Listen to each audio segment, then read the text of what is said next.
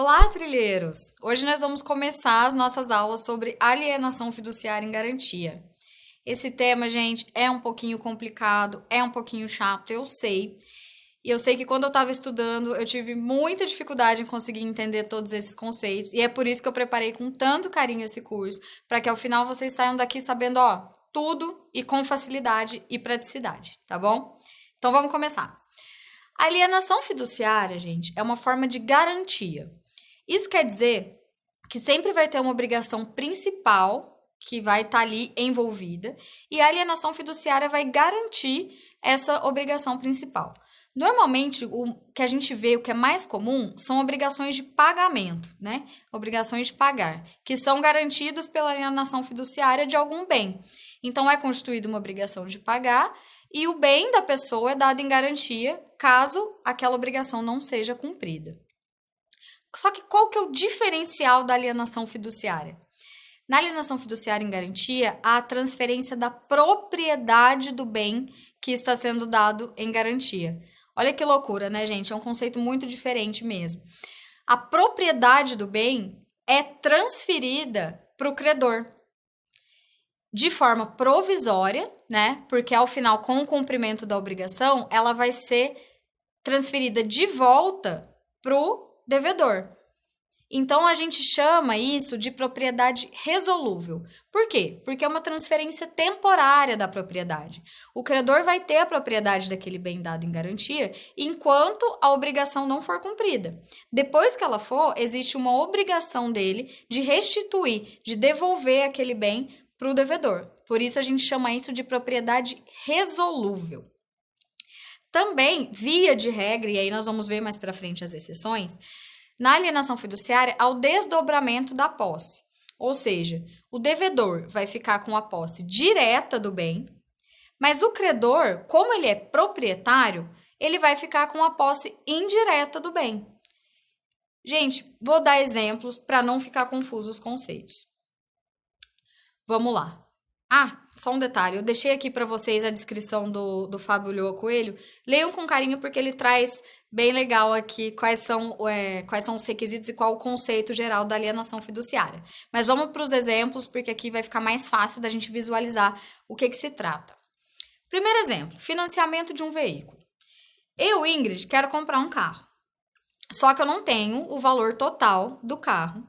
Então, eu procuro um banco e eu quero financiar esse carro. Eu vou dar uma entrada e o banco vai parcelar para mim o restante do que eu preciso para comprar aquele carro. Só que o banco não vai fazer isso sem me exigir uma garantia. Nesse caso, a garantia vai ser o próprio carro que eu vou comprar. Então, o bem que eu vou dar em garantia é o próprio carro. Só que como a garantia, nesse caso, é uma alienação fiduciária, como que vai funcionar? Eu vou pegar o carro. Eu, devedora, vou pegar o carro, ou seja, eu vou assumir a posse direta daquele bem. Só que como o banco financiou para mim, como ele parcelou para mim aquele restante que eu precisava, quem que vai ser o proprietário do carro? O banco. Até eu acabar de pagar as parcelas, o banco continua sendo proprietário do carro. Eu só vou adquirir a propriedade plena daquele veículo quando eu terminar de pagar. Só que durante todo esse tempo, eu vou ficar na posse do carro. Eu vou andar com aquele carro. Então, eu vou ser o possuidor direto. Segundo exemplo, a compra e venda de um imóvel com alienação fiduciária em garantia. Eu, Ingrid, vou vender um imóvel para a Bruna, que é quem está aqui me filmando. Só que a Bruna também, ela não vai conseguir me pagar esse imóvel à vista. Então, a gente vai fazer um acordo. Falar, Bruna, você me dá uma entrada e o resto eu vou parcelar para você. Só que como eu vou parcelar, eu preciso de uma garantia. E essa garantia vai ser o quê? O próprio imóvel que eu estou vendendo para ela. Nesse caso, de novo, quem que vai morar no imóvel? Quem que vai ter a posse direta do imóvel? A Bruna, que é a minha devedora. Mas quem que vai ser a proprietária do imóvel até ela terminar de pagar essa dívida? Eu, a credora. Terceiro exemplo, gente, um empréstimo com alienação fiduciária em garantia. Nesse caso, eu preciso de uma quantia em dinheiro. Eu preciso fazer um empréstimo de um valor em dinheiro. Vamos supor aí que eu quero fazer um empréstimo de R$500 mil. O único bem que eu tenho é uma casa. Então, a pessoa que vai me emprestar esse dinheiro fala, olha, Ingrid, eu vou te emprestar, você vai me pagar daqui não sei quanto tempo, só que eu preciso de uma garantia. Então, faz uma alienação fiduciária da sua casa para mim.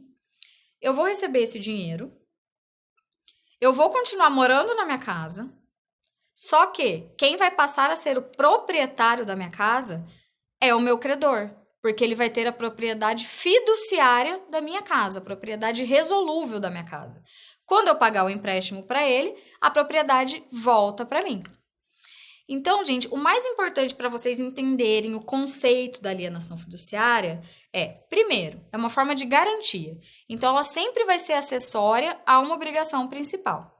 Segundo, e isso é o mais importante porque é a característica mais peculiar da alienação fiduciária, ela vai transferir a propriedade do bem dado em garantia para o credor. E essa propriedade é resolúvel, ou seja, ela tem um termo. Depois que a obrigação for integralmente cumprida, ela vai voltar para o devedor, né? Ou ser entregue para o devedor. Ela não permanece de forma definitiva na pessoa do credor. E nas próximas aulas a gente vai se aprofundar bastante nesse tema, então continuem com a gente.